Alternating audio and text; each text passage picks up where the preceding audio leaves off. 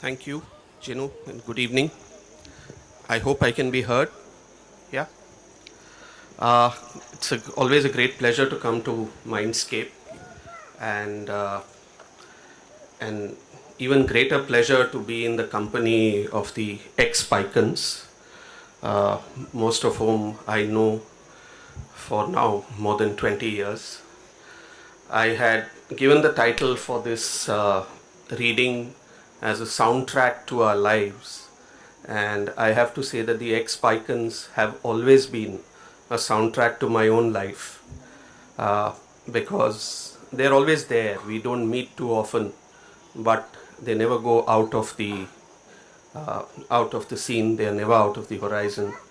They're always there whenever we need to get together or just have some fun or do events like this.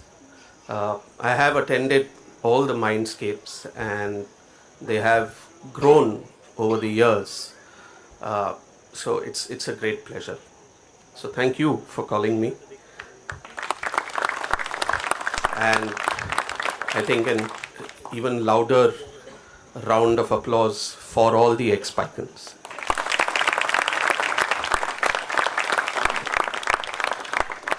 Okay, I'm going to wing it a little bit out here because I'm not sure how to convey poetry.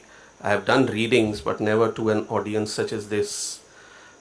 And in a sense, I am a bit nervous, but let's see how it goes. Just to try and to be funny, that is what I had sent Jinu. Saying that I can walk English and talk English because English is a punny language, and I'm sure you know where that comes from. The reason English is a funny language, especially to somebody who writes poetry in a place like Bombay, is that you are always surrounded by multiple languages. And in that sense, the way we talk, the way we talk on a day-to-day basis is always multilingual. So English doesn't stand any greater than any other language. It's funny because we mix our languages freely, we understand each other, even though we are speaking several tongues at the same time. It's like the whole Tower of Babel in everybody's head. And that's how we speak. Which means that it's different, perhaps, writing poetry to be read by audiences like you, or to be heard by audiences like you, than to be heard by audiences who are only monolingual, people who can only speak English. And in that sense, I have always said that I write poetry in English, which is an Indian language. So I hope a little bit of that can come across. I will be reading poems keeping with the theme of a soundtrack to my own life, because in a sense you write about what you know. If many of you are writers of poetry, which I hope some of you are, or readers of poetry, which I hope all of you are, then you will know that one can write about so many different things. We tend to assume that a lot of the poetry we read or write is in completely abstract terms. And in fact, in current poetry, in contemporary poetry, it's never that way. It is all about the here and now. It's all about right here where you are. And the poetry therefore emerges from your presence in whatever milieu that you are living in. In that sense, again, I and you have a shared space. The poetry I am going to read is from spaces which are shared by all of us. I suppose most people here live in New Bombay. Would that be right? Yeah? How many of you travel by train every day? There you are. Let's say that these are the two themes which I can use directly with you in terms of poetry. If there is time, I would also like to read some translations in English, of course. These are translations of poems from the Marathi done by my friend Hemant Divte, who is foremost cutting edge poet in Marathi currently, and some poems by Surve, Gangaram Surve, and if at all there is time, then we can see. Let me read some poems to you just to get into the mood of things, and begin with traveling in trains is a very useful kind of thing to do, because like me, if you are stuck for 1.5 hours in the train in each direction every day, 5 days a week, your mind is essentially the devil's workshop, because you really can't do anything, and a lot of thoughts and ideas and things like that kind of emerge at the time when you are a captive person. So one thing you can do is look around, the other thing you can do is sleep, the third thing you can do is just put your headphones on. So I begin with a poem, a very short poem called Hijabi, and you can just listen to it. Hijabi. Men in first class train compartments apply headphones like hijabs, lower their gaze and cease to exist. Women in first class train compartments fold shroud length chiffons into centimeter sandwiches and shamelessly, wantonly become themselves.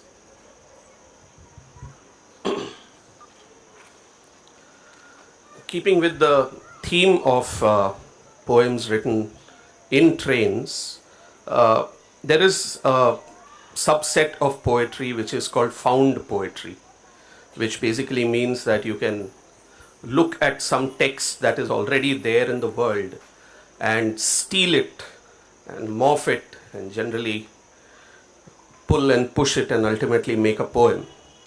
And I'd like to read one for you, which is a found poem. This is a poem which I'm sure you've all read if you are totally bored in a train, and that is, it comes from one of those sticker posters which is always stuck on the walls of trains, and this is the one which promises you instant money, gratification, marriage, and so many other things. And at the end, of course, there is a mobile phone number which you are supposed to contact. And this is a poem which is more or less a translation of what is written in one of those posters. It's called Prayer Can Change Your Life Too. Prayer can change your life too. Have your problems brought you down? Here is some instant relief. An open challenge.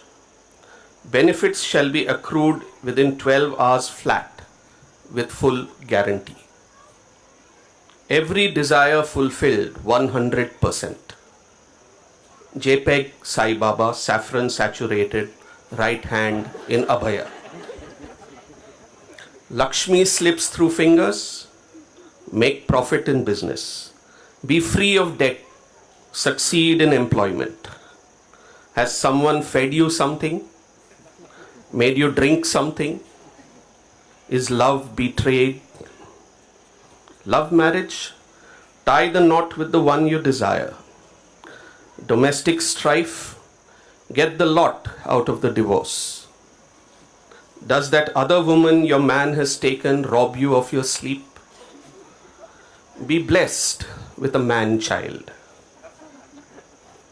Alleviate court matters. Find success in films. Cut back on masturbation. 100% immediate satisfaction. Problems solved A to Z by Baba Amanji Bengali. Jogeshwari East, enchantment specialist.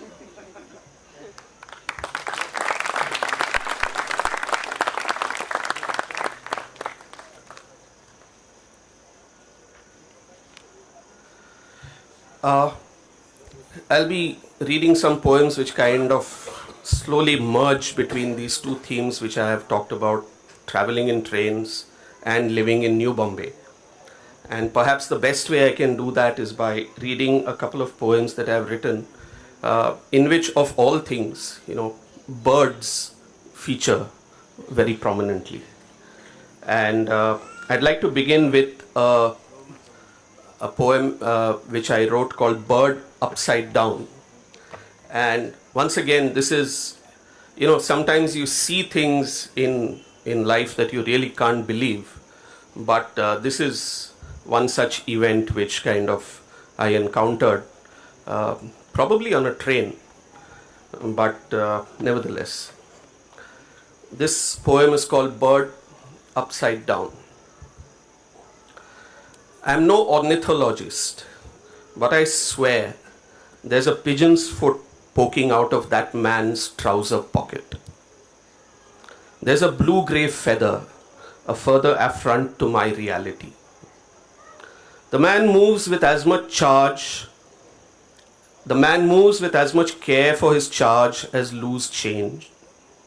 I turn away impulsively, steer clear of the pink talon. Prognosis of tetanus and rabies clash with the confusion of brushing against the living or the dead. The claw clenches. Why would a bird allow itself to keep a karmic carriage upside down in a man's pocket? Does it clutch in adjustment, twisting to find a better position, to indignantly peck the man's cuddle bone? But is insurrection tempered by the prospect of birdie num-nums thereafter? Or does it ease and stretch for comfort, to snuggle into the warmth of his crotch, commit itself to salad dreams of warm-up drafts and homing posts? Does it accept the avian condition, a nonchalance of loosened limbs?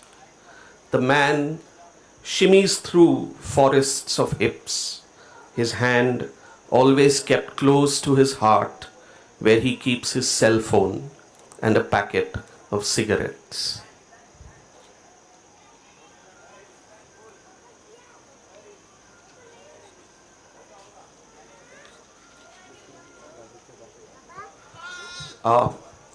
This one is a poem also based on birds, which is an event I look forward to every year. It is an event which I'm sure if you stay here and travel by train and maybe live in and around the Vashi Kharghar area will recognize instantly. This is a poem called Candy Floss.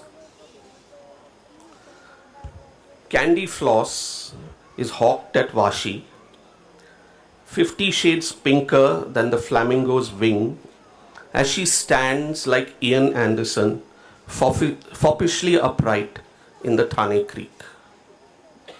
As scruffy as her surroundings, as malodorous as fuming mangroves that stick lenticels out of the miasmic soup, she stands with her flock germinating from the mud. The overcast sky mutes pink to grey. Thousands as one spread themselves out in the shallows, like a kitchen mop left to dry. Every portent of precipitation is present, but it does not rain. I wait for moment, for the glorious synchronous soar, for the firmament to turn rose, for my heart to lurch out of my mouth like a spring, for the one unforgiving moment of happy disorder. But the universe is stubborn, and I will have to content myself with a plastic bag filled with the hair of a hag at Vashi station.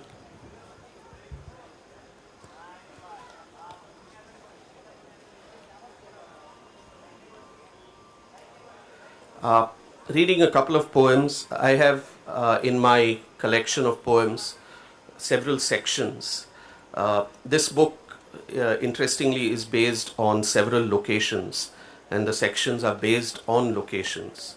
And I have a fairly substantial section on poems written about New Bombay.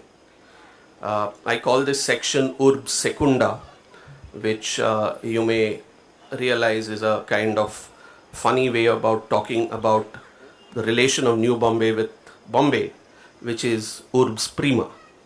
New Bombay therefore becomes the second city. Once again, let's begin with a poem that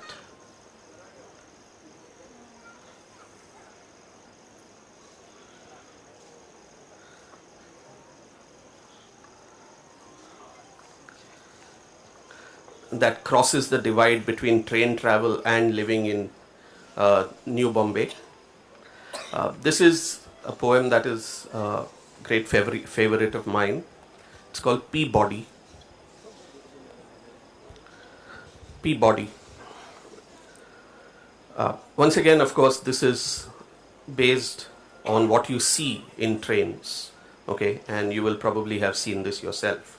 I wonder if you were the person who is mentioned in this poem. Peabody. Babu Genu Dagad Fode, shells peas, dropping the husk in a radius about his feet, unconcerned by stairs in the 839 to Belapur.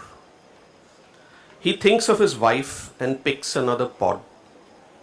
Babu loves his Sumati and she him, or so he hopes, but has never verified.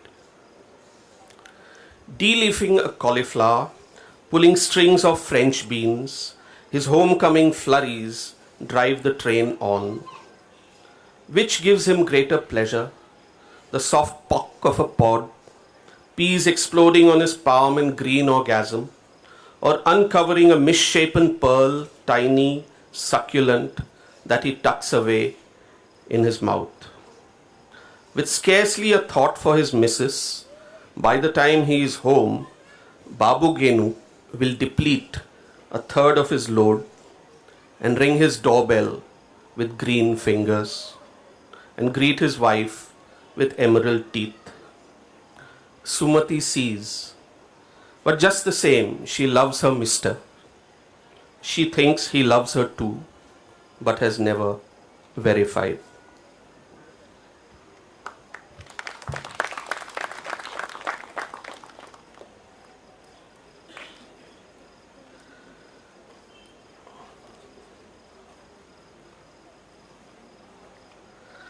Having lived here now for about 25 years, we've seen New Bombay change before our eyes.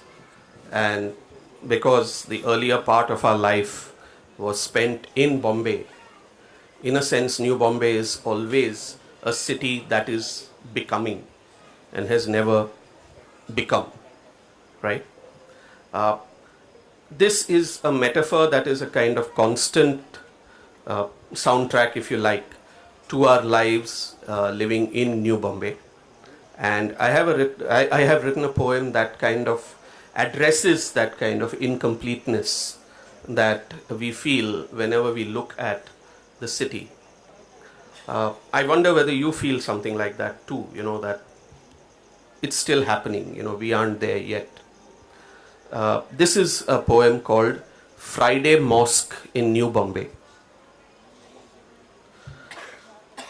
Knees of derelict faithful, stained by the morning papers. Pink, the economics time pages are prayer mats. Global stock indices all face due west. Half a practice specialized for those who abjure usury. The chartered accountant thrusts duties on a greenhorn, doing articleship, rushes out with a bottle of mineral water for ablutions. Neither taps nor electricity, no building completion certificate, an old mosque in a new town. Its incomplete frame still exudes semantic meaning. The writer of apps for Android with a heart-shaped goatee, rad with the pack he runs with, outsourced like himself, has the approval of an imam well versed in the semiotics of the wary gaze, the throwaway remark, who knows excessive deference that borders on the dread. The Imam puts his day job first, but once a week, to everyone's dissatisfaction, dismisses his MLit class with some sense of urgency, not to be late for orisons. At dusk, he raises the call for good work, punched out on an SMS, and waits for his diasporic Jamaat to come together. The New Bombay sun doesn't set, it fades. The Imam, a PhD on Dylan Thomas, prays against the dying of the light.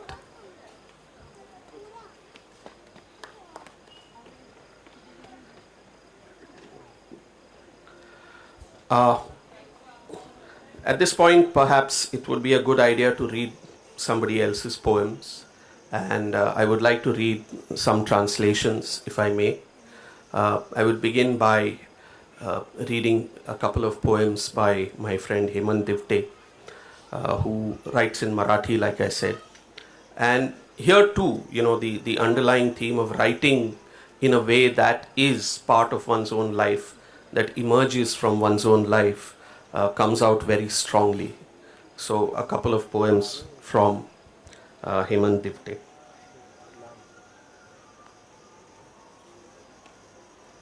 This is actually one of his most famous poems. It's called Butterflies. It's a short poem, but a very, very lovely one, by Hemant Divte. Butterflies. While rambling through the garden of my housing complex, apropos of nothing, I told a friend, these days we don't see those common yellow butterflies anymore. To which he casually replied, that brand has been discontinued.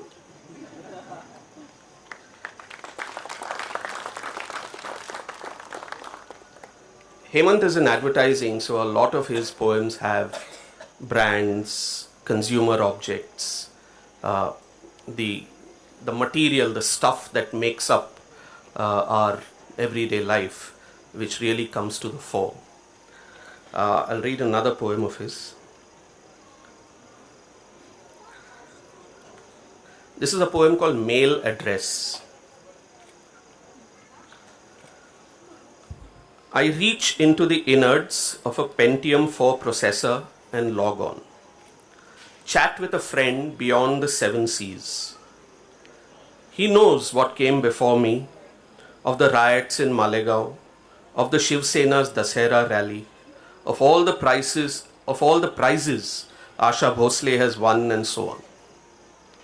I know how his wife was hurt yesterday. His son ran his tricycle over the little toe of her left leg. How his yellow shirt got burnt while ironing it. How his son misses my own, whom he met just last month. I informed him that I did nothing special this Dasera, that my blood pressure is okay, and so on. Last night, a lot of loud noises were heard from our neighbor D'Souza's flat. This morning, his front door opened with a bang, but being civil and all, I did not know just how to ask D'Souza what happened. I had not run into him for several days now, and I don't even know his email ID.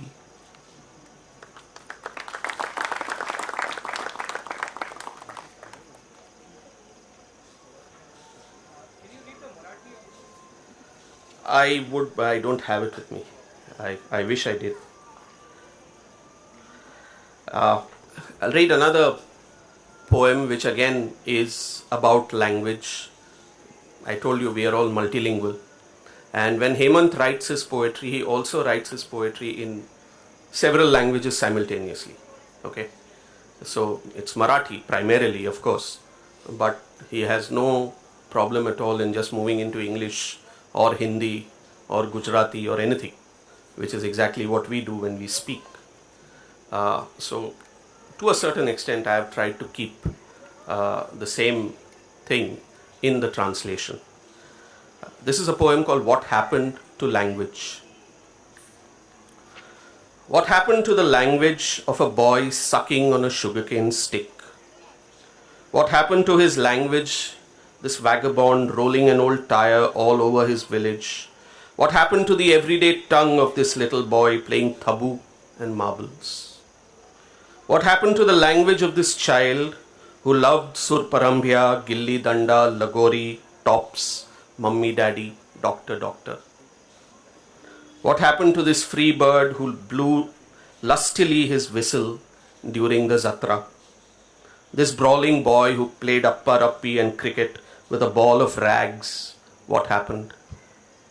The same boy who spoke with his own friends later, self-conscious of his obviously ghati tongue, what happened to his language? Kai Zhala.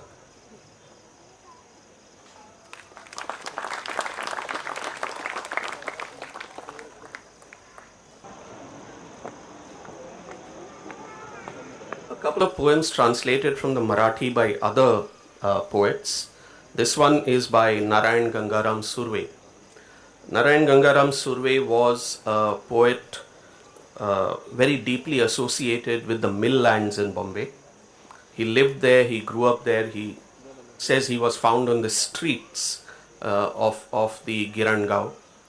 And as he grew, he became educated and was a teacher for most of his life, wrote several excellent collections of poems, which if you can get your hands on, you should. And hasn't been translated into English too much, but I thought I would do a couple. I'll read just one poem out, which is particularly resonant with life on the streets of Bombay. This is a poem called Money Order, and he writes it in a colloquial kind of tongue. Therefore, of course, we have to read this poem as Money Order. And what is interesting is that as the poem unfolds, you will realize who the speaker is. Money order essentially is a letter being dictated to a postman by a person. Okay, I don't think it happens too much nowadays, but it surely used to happen in the days gone past, where people were illiterate and needed to, have the postman write a letter and take it with them and kind of post it so that it reaches their native place or wherever it is. So this is a poem called Money Order by Narayan Gangaram Surve. And look here, write this down too. Say that I am happy. The body aches, but still say things are better here than in the village. The men come like looming rain clouds and burst in torrents all over us. But Babdi, who always holds a grudge, asks all of them, "How many others did you visit before coming to me?" "My dear, they are men," I tell her, "and if they ask you to sit next to them, you sit. And why should their wives let go of their rightful claim, I ask you?" Now, write this down as well. The money orders may be delayed, but they are sent. Say, I had a new necklace made and armlets that have been sent to Vishnu along with 50 rupees less 10. From this amount, buy school books for Gangi and chaddis for Namya. Give the brat 10 paise every day so he will run happily to school, and kiss them both for me. Now, things are getting costlier here too. Even water in the glass evaporates. Every new customer demands a fresh bed sheet. It's not enough to provide a soft shoulder. You need a ceiling fan too. No, don't write that down. I only mention this because you have been listening patiently to me. All this makes me laugh. I am in two minds whether to tell you this, but just the other day a customer came to me and asked if I would be his wife instead of staying here. Now, am I not lying here next to you? I said. He stared back at me, looked surprised and shuddered. And in that moment I felt like laughing at the entire male race. The skin we wear is a terrible thing. Men attach themselves like leeches and feel free to say whatever they want. I feel like laughing at all men and weeping for them at the same time. Men are drawn to our skin like cattle. They just can't help themselves. You must be tired listening to me go on and on like this. What to do? Everything is tiring these days, I know. But even so, visit me from time to time. Come visit me whenever you have the time. Come up and visit me.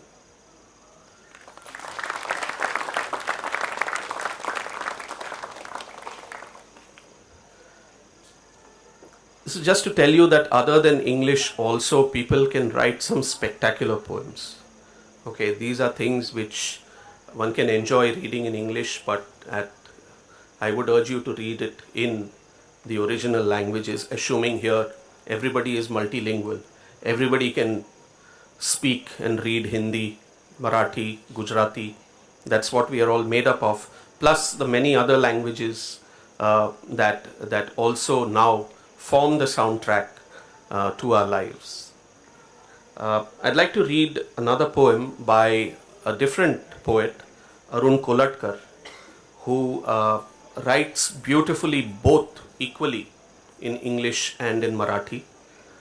If you haven't read his book of poems, Jezuri, I would urge you to go and buy it tomorrow. It is in English and it is one of the most beautiful things probably written in this country. This poem is interesting because it is a poem from a collection called Arun Kolatkarcha Kavita, and this is a poem called New Year's Day. And whereas it's a poem in Marathi, this poem is actually written in, street side Hindi. But it's a Marathi poem, you see. When we talk about a funny language, that is exactly how it works. This is one poem, I wish I had brought with me so that you could hear how it was, but still. New Year's Day. This is taxi driver speaking. Was from my hometown too. Only 3 months past, 3, since his wedding. Taxi driver, New Year Day. What happened to him? His wife, drunkard bugger. He was sleeping. Only 4 days gone. 5. Okay, maybe 6. What did his wife do? Poured petrol all over him and lit a match. Really. And then to herself. She died. Yes, poor thing. He didn't. In hospital. Some influence. Couldn't bear to watch. No, not at all. Wife. She died, no? All that fat on her, man. Well, boss, what a new year. In Santa Cruz, from my hometown. From my village too, this one. Wife and 2 kids back home. Came to renew his license. You know a tank, don't you? Water tank. Sat on the edge. Absolutely. Then fell inside. Drunk.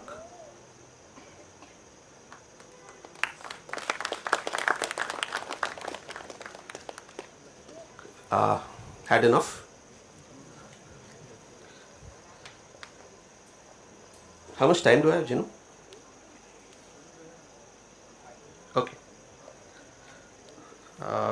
All right.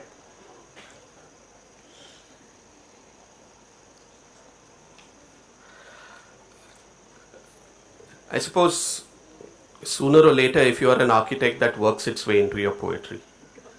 You can't run away from it, and you kind of let it happen. Happily for me, and this is what I think, it doesn't happen too often. I'd like to read you a poem which was published in this very lovely anthology called To Catch a Poem. It's an anthology of poetry for children. It's a longish poem, but still, what you can do is you bring to this poem whatever you want. Okay? This is a poem. I was having a bit of an argument with my friend Pooja here, who was saying that should you have poetry, which is helped by illustrations. that can you understand poetry better because of that? And my version is that perhaps you shouldn't, okay? Because you need to bring to the poem whatever it is you want. This is not a poem, or no poetry is written by a poet to be conveyed to an audience. It's always the audience who makes whatever it wants of the poetry, whether it is the person who's hearing it or whether it is the reader. And this is a poem which I think you can make whatever you want out of. It's a poem called My Room. It's a marginally long poem, but if you kind of just imagine this in your own mind, perhaps we can see where it goes. The 15th coat of gold on the granite piece satisfies me. It is done, put in place. The concrete tray has 778 stones. I add this last one, my epitaph. This stone is the largest. The inscription, 15 patches of gold made one. A spotlight picks up the gold. The epitaph glows, but not overtly so. The stones are keys, my autobiography. Each tells where I found it, never more than one from any one place. Look upon the elements of my life. My epitaph will flash messages in golden moss. I sleep on a sea of ochre, on carpets stretched taut wall to wall. They press into my skin, make marks that ripple and wave. Sometimes I twist and turn, then the ripples cross-hatch. All carpets end at walls plastered in cow dung. Walls are cool. You can rest against them. They turn warm and light that you can read by, or play music, or listen, or make love. The walls are soft to touch. You can still see marks left by the bristles of a wet brush. This is the confirmation of the wall. When it dried, its final words, I read them over and over. The walls dampen words to whispers. Here we rarely speak. There are no greens in my room. If you want any, come dressed in green. Then my room welcomes you. So do I. You go well with the stones.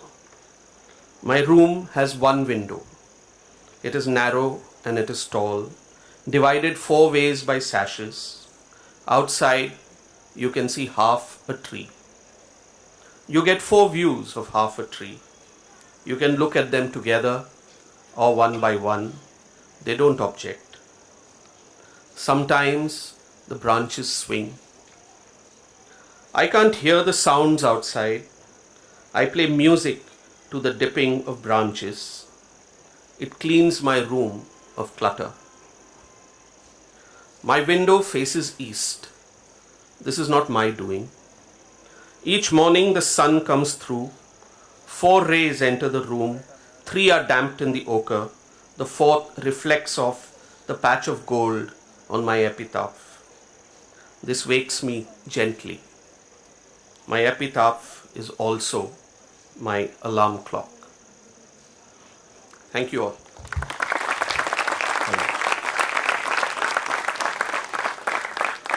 Thank you very much, sir. What a fascinating reading this has been. I mean, absolutely enjoyable. Thank you so much. Do we have any questions for sir? Because I have one, but if the audience has, I would first want to get to the audience. Yeah. Okay, maybe let me just start.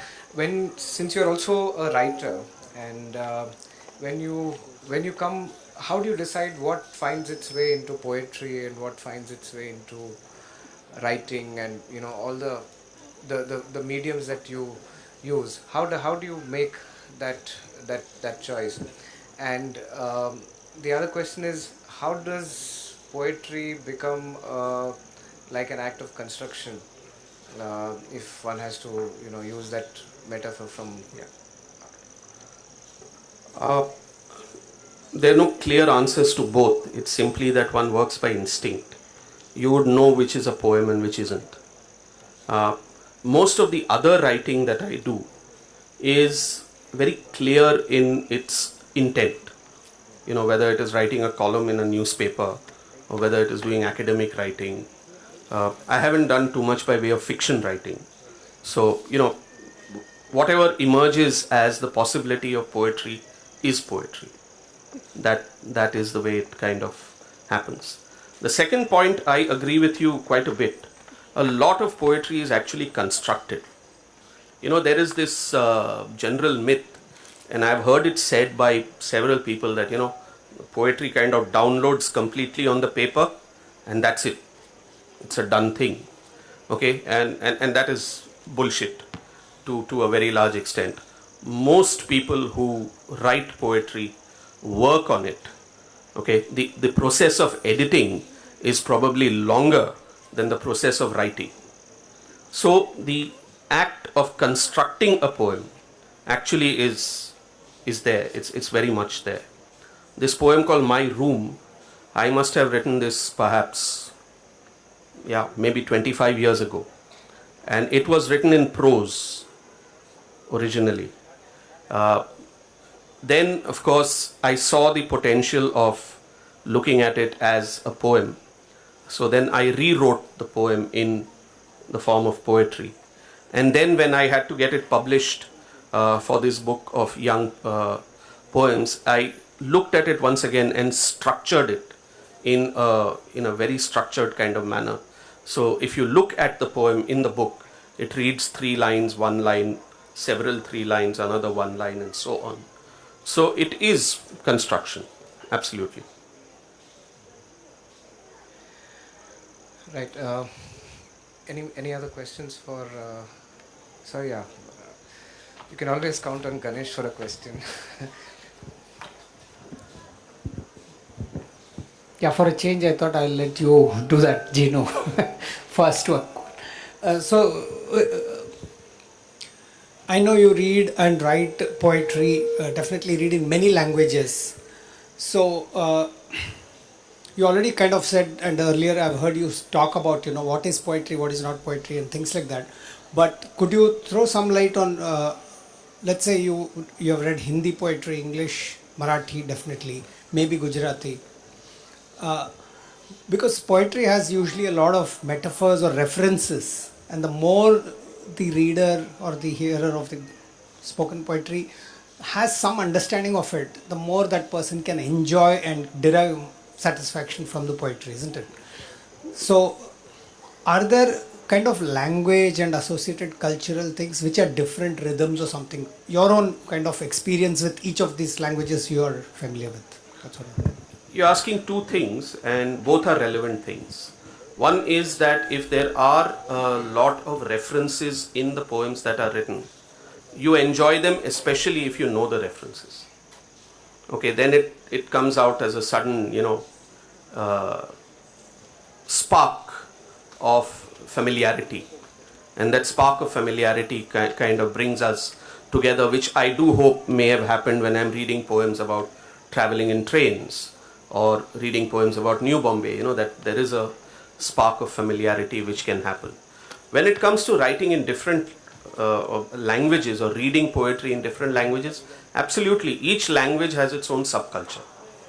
Okay, and each language, the allusions from each language vary from language to language. So therefore, when one wants to translate, also one has to be a little aware of that.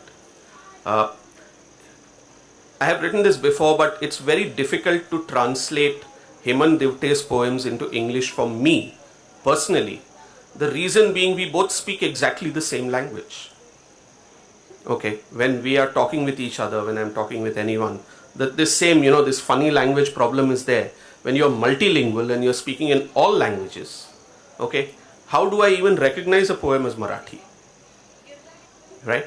Just the fact that it's written in a different script. But one could have written an English poem pretty much in the same way.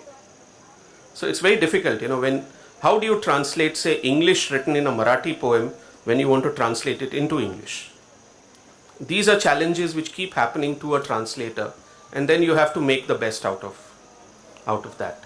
But the cadences, if you like, are definitely different. I'll do one thing. I'll just read one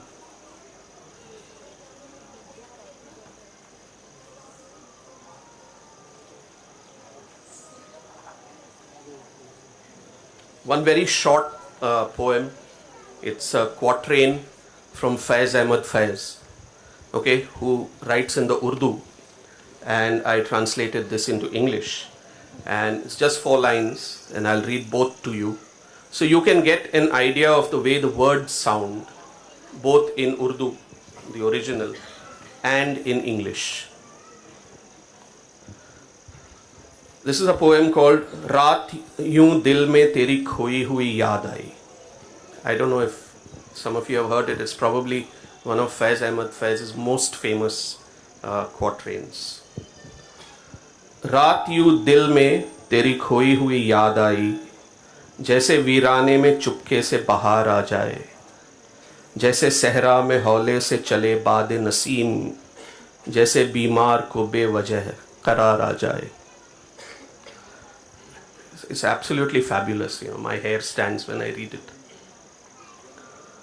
Last night, thoughts of you, once lost, rent my heart again, like clandestine spring blooming in a garden laid waste, like the sweet morning breeze slowly soothing the desert, like an ailing soul feeling fine for no reason at all.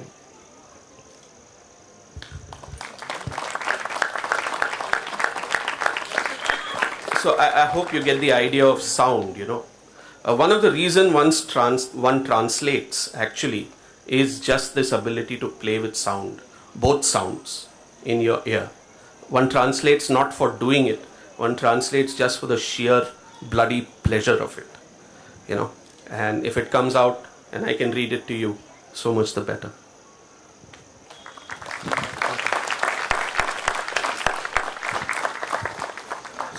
We may have time for just one more question, if there is. Anybody here?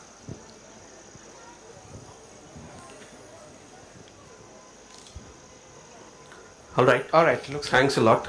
It was a great pleasure to read here. All right. Thank you so much. A huge round of applause for Professor Dalvi.